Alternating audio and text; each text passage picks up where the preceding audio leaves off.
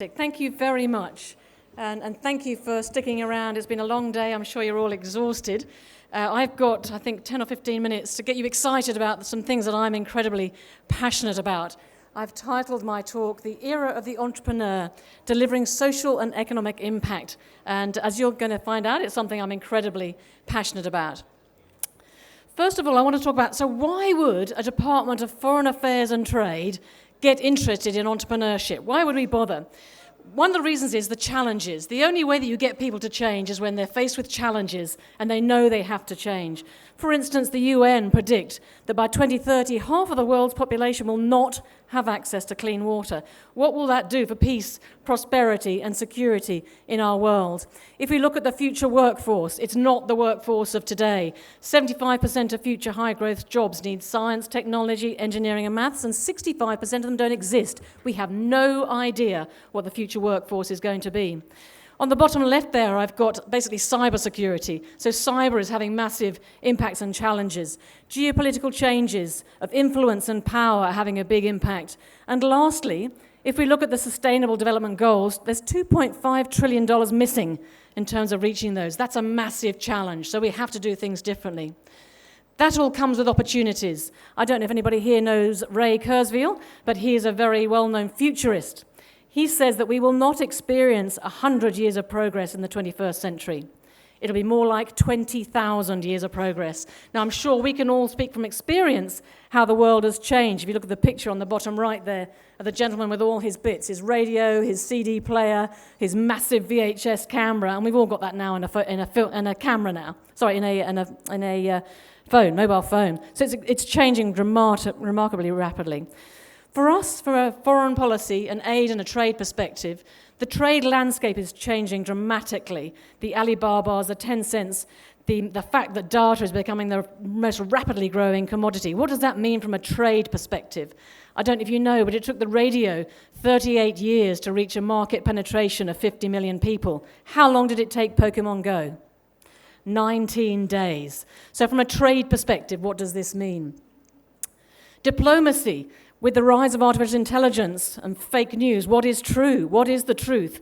Obviously, from a diplomacy perspective, our job is to be all around the world understanding what's happening and what is truth. So what is that going to mean for us in terms of emerging science and technology? And also, if you think about what a country is a group of people that agree to a certain set of values and social norms.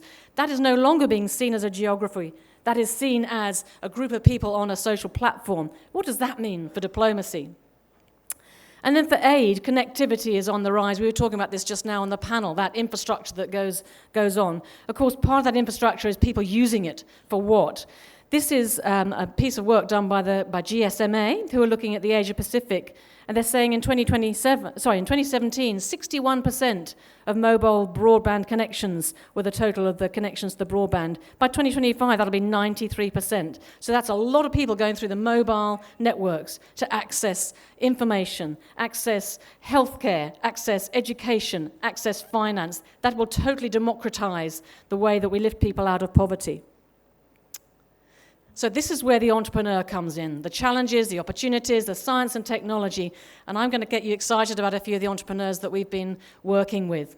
So top left there, 40K Plus. This is a company that's realized that there are children out in rural areas who are not accessing education. They are giving them access to personalized education through iPads. I was yesterday with education initiatives. You are doing this in India as well, where you're actually making personalized education available for students in public schools. The next one, Robotics and SkyEye. In the Pacific, we're helping some people to set up a company which is looking at using drones to look at Earth observation data, which they will then use to see what they can do about land use, about climate change, and they're also using it to draw young people into science, technology, engineering, and maths. So they realize for the future of the Pacific, their students need to be studying these topics. The next one on the right, Tupaya, again in the Pacific, an online platform that is helping whole countries understand where their medical supplies and services are.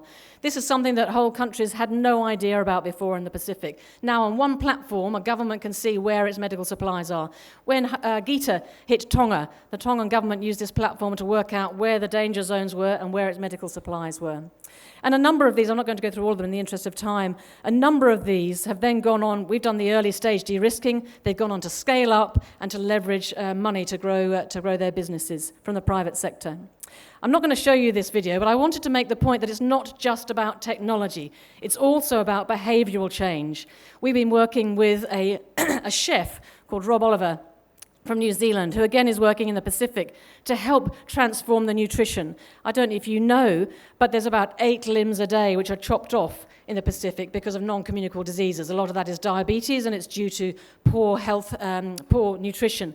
This is a master chef, so it's a competition, a TV show competition, where Pacific Islanders compete to develop recipes using their local products to actually get people to eat differently. One of the brilliant things it's done is actually show people that men can cook as well as women, because a lot of the contestants are actually men. So it's a lot more than just about the nutrition. And I'm not going to show it. We also have invested in a thing called the Global Innovation Fund. So it's all very well to invest in individual entrepreneurs, but the next step that donors are taking is to work with whole portfolios of entrepreneurs. And we've been doing this through the Global Innovation Fund. This is a $200 million fund, a collaboration between the US, the UK, the Swedes, the Amidia Network, and ourselves. Canada are coming in, Netherlands are coming in, Germany's coming in, and now the private sector. And in fact, the rural electrification, so REC from India, is partnering with us as well. You'll see there that we predict that 83 million people, low-income people, will be expected to be impacted over the next 10 years. And the exciting piece for us is for every dollar we put in, there's a 4.31 uplift from the private sector. So do you remember I talked about that $2.5 trillion missing? This is one way of helping to alleviate that. And we believe that in 10 years, $5 billion of social value will be generated every year. So this is a social impact that we are predicting.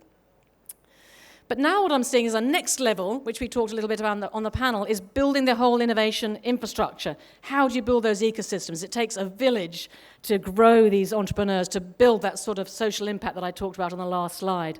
So we're working through Scaling Frontier Innovation, which is across the Indo-Pacific around social entrepreneurship. I talked about the 31 accelerators in 19 countries that we're working with. We're also working with investment and brokers. The other one that we're doing is working with Vietnam in terms of helping them build their national innovation system. That's from a policy perspective, from a startup perspective, from a commercialization of research perspective, and from a paradigm shift, what will happen to certain industries perspective. The top left there is actually also trying to help entrepreneurs in developing countries realize they're playing on a global scale. So they're not just little people doing little things, they're actually big people doing amazing things. And being able to show them on a global stage that they are part of this has been really important in terms of energizing their passion and their commitment. But it's not all just me talking. I've got just a little bit of time left. I'm actually going to show a 1-minute, 45-second video so you can hear it from the entrepreneurs and how excited they are about this new model for social entrepreneurship for international development. So hopefully it'll all work. Could we turn it up a bit, please?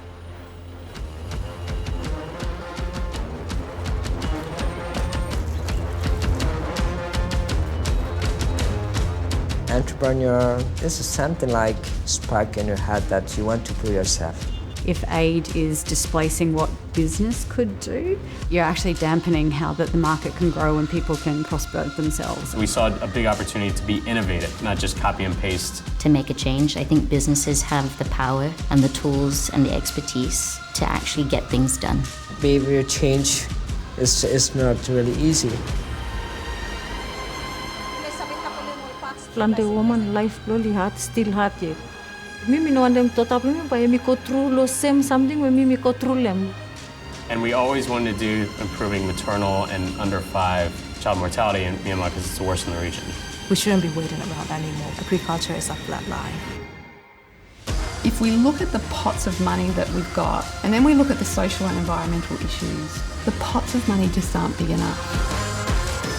I think you need to understand the context that it's in to know whether something is or isn't innovative.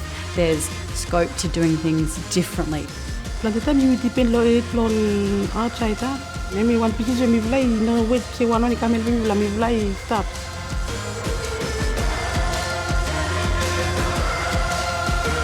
Mi trim lo mi vla. Vlai trim so one day pa mi vlai kam pikwan olsen. So I hope you enjoy that. Is social entrepreneurs who are grasping and being empowered to solve the social challenges themselves, to build businesses, to employ people, grow economies, and feel really proud of what they're doing. You heard it from them. They don't wait. They just get on and do it. Thank you so much for listening, and hope you can get on board and enjoy this activity.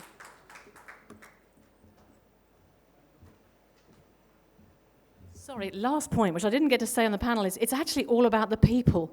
Yes, there's the infrastructure and the other things that we do, but you've seen this is about the people, empowering people to do this themselves. So last point, thank you.